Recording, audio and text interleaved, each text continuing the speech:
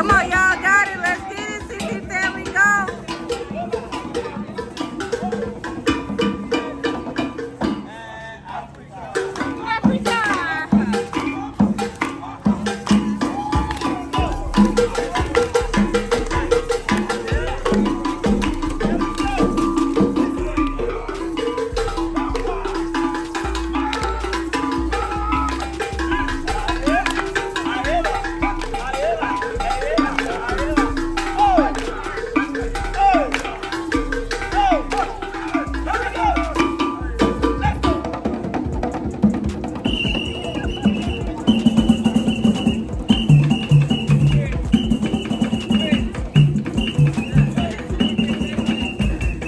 Look at Day. Look at Day.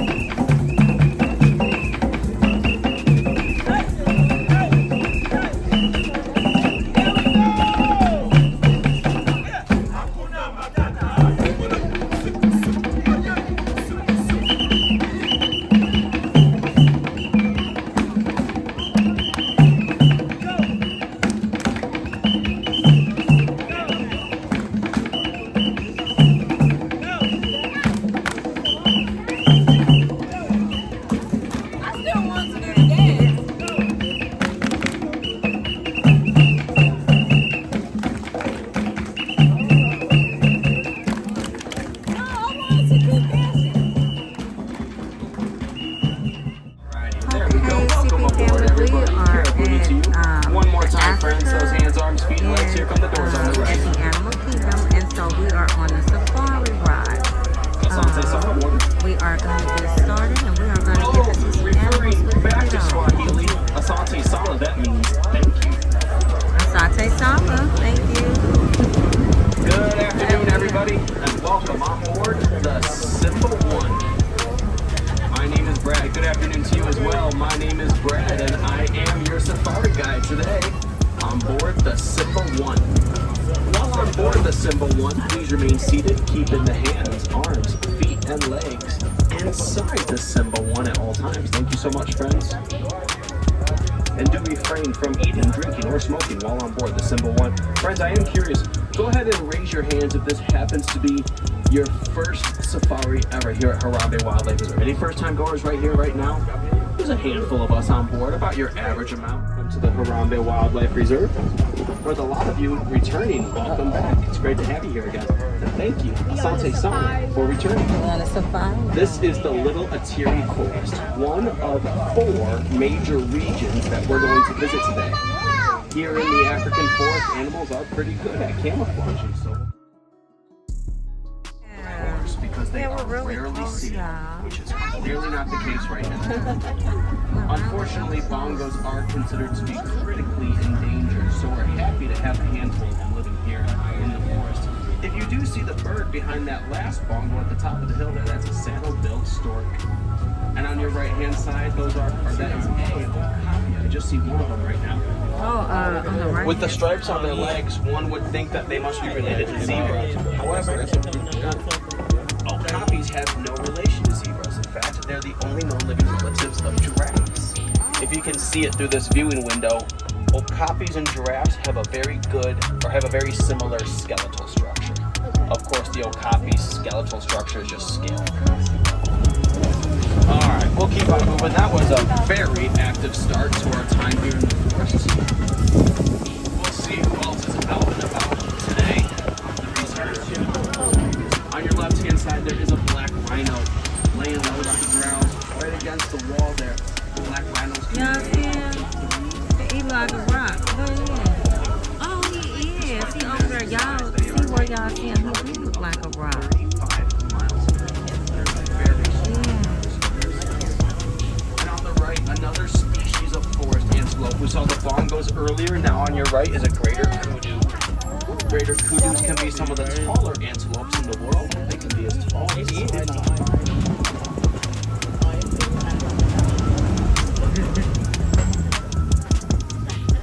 We're gonna move on. This is a bumpy safari. From the forest, we're gonna head into the second region of the reserve, and that would be the river.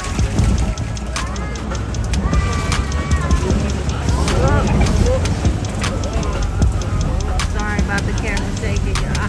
The Safi River region. This is where you'll find animals that live along the waterways and the rivers of Africa. Animals like the pink-backed pelican on your right-hand side. They're on the middle island there.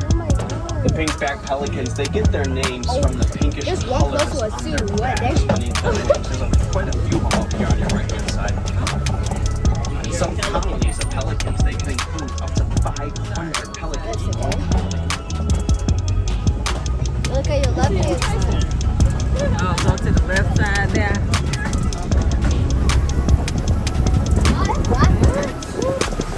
Black feathers that you see on your left-hand side, these are vultures. They are not under the care of Animal Kingdom. Local species who have made themselves welcome here in the Safi River region, but the vultures are most welcome here at this point. They do a great job keeping this river area nice and clean for the animals that live here. Oh, yeah, these vultures are close up to us, y'all. Yeah.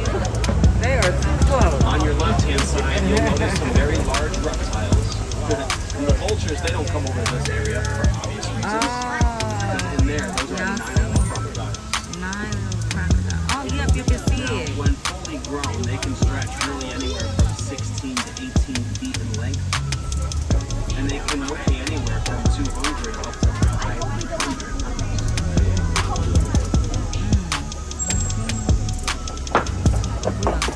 Yeah. Because they are we're really rarely close, seen, y'all. which is clearly not the case right now. Unfortunately, bongos are considered to be critically endangered, so we're happy to have a handful of them living here in the forest. If you do see the bird behind that last bongo at the top of the hill there, that's a saddle-billed stork. And on your right-hand side, that is a okapi. I just see one of them right now. Oh, on the right. With the stripes on their legs, one would think that they must be related to zebras. However, okapis have no relation to zebras. In fact, they're the only known living relatives of giraffes. If you can see it through this viewing window, okapis and giraffes have a very similar skeletal structure. Okay. Of course, the okapi's skeletal structure is just skin. Alright, we'll keep on moving. That was the start to our time here in the forest. We'll see who else is out and about today on the reserve. On your left-hand side, there is a black rhino laying low on the ground, right against the wall there. Black rhinos Y'all can see weigh him? up to 3. He like a rock. Where he is? Oh, he is. See over there, y'all see where y'all see him? He do look like a rock. 35 miles per hour. They're very strong. Yeah. And on the right, another species of forest antelope. We saw the bongos earlier. Now on your right is a greater kudu. Greater kudus can be some of the taller antelopes in the world. They can be as tall as 5.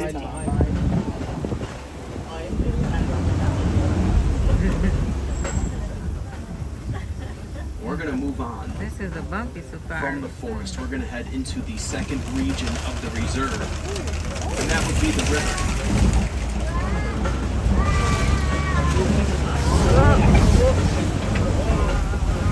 Sorry about the camera shaking, y'all. The Safi River region. This is where you'll find animals that live along the waterways and the rivers of Africa. Animals like the pink-backed pelican on your right-hand side. They're on the middle island there. Oh my god. The pink-backed pelicans, they get their names from the pinkish There's one colors close one on too. their What? backs beneath their wings. There's quite a few of them up here on your right-hand side. And some colonies of pelicans, they can include up to 500 pelicans in one colony. Look at your left hand side. Oh, go to the left side there.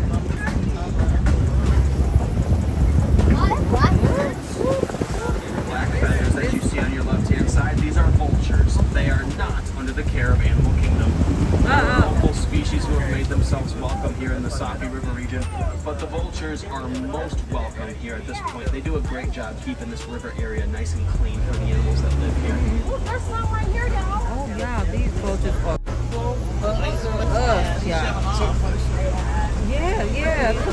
They are too close. On your left-hand side, you'll notice some very large reptiles. The vultures, they don't come over to this area for obvious reasons. Because in there, those are Yeah, Nile crocodiles. Nile crocodile. Oh, yep, you can see Now, it. when fully grown, they can stretch really anywhere from 16 to 18 feet in length. And they can weigh anywhere from 200 up to 500 pounds.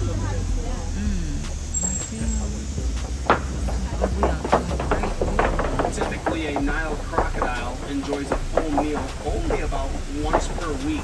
However, those meals can include half of their body weight. Sometimes it comes out to more than 200 pounds worth of food in one meal for the Nile crocodile. My favorite way to imagine 200 pounds worth of food is 800 quarter-pounder patties from McDonald's. Imagine 800 of them stacked up. That would be one meal for the Nile crocodile sometimes.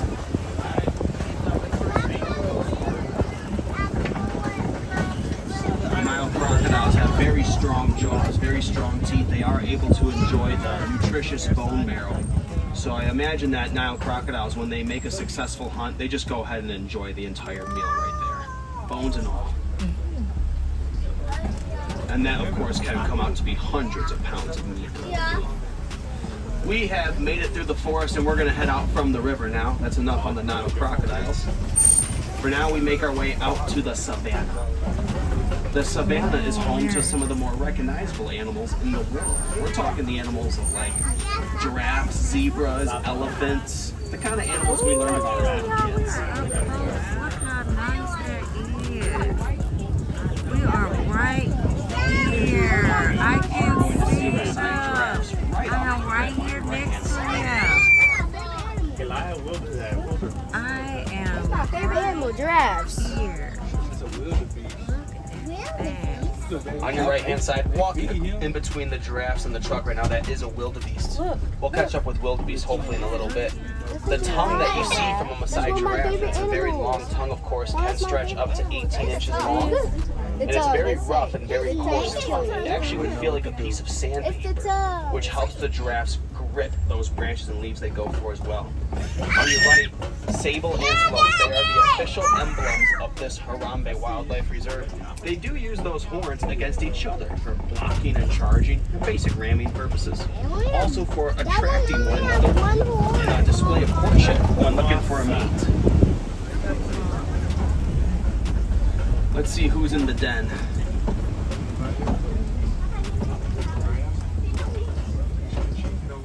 Oh, the den might be vacant at this time. Here at the Harambe Wildlife Reserve, you never know who you may or may not see at any given time. The animals, they do have a bit of a free roaming ability. So we can never promise or guarantee a species. However, on your left, they're just in the shade behind the cave. Those are African painted dogs. They are some of the most efficient hunters in the Oh, I savannah, catching their see. food up to 90% of the time sometimes. And that high success rate at hunting is a credit to their high levels of endurance.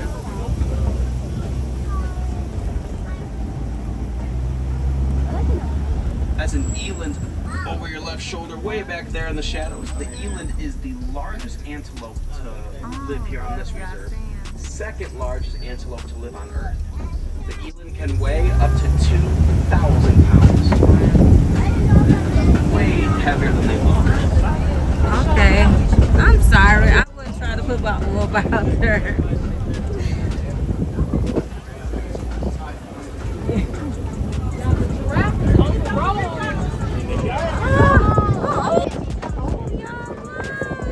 I'm right next to These are him. unique spotted He's right spots on here each next to individual me. giraffe. Very much like fingerprints on the human hand. You would never find two giraffes with the exact same spots.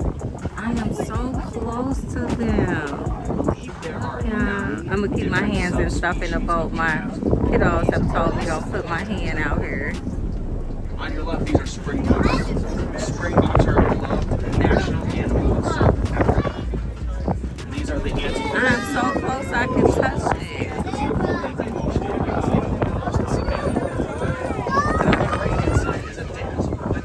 is a gathering of zebras in one area. The younger zebras that you see there, they're about 3 months old now, somewhere around that. You can often find this species in high altitude mountainous areas. I am so close to them. Wow. Oh, a little bit quiet on this back half. I feel like that's a very common sign that you're heading to elephant territory. Elephants, they do have the strength to bring a tree down. Now, why does an elephant bring a tree down? For a number of reasons. One, maybe to make way for a watering hole, maybe to make way for a food region, or to make way for a migratory path.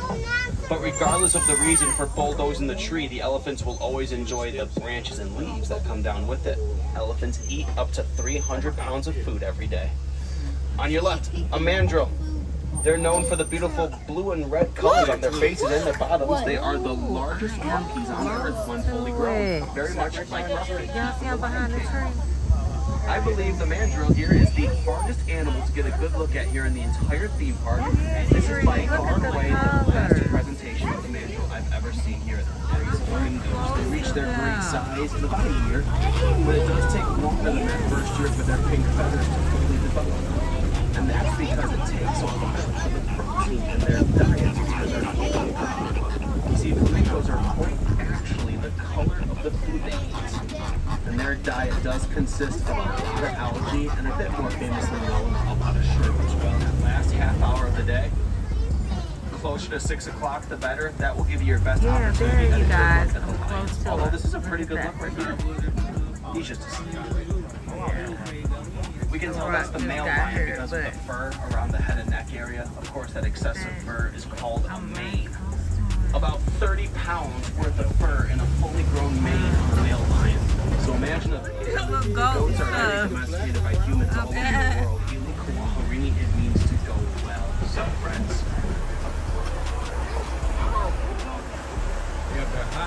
Right.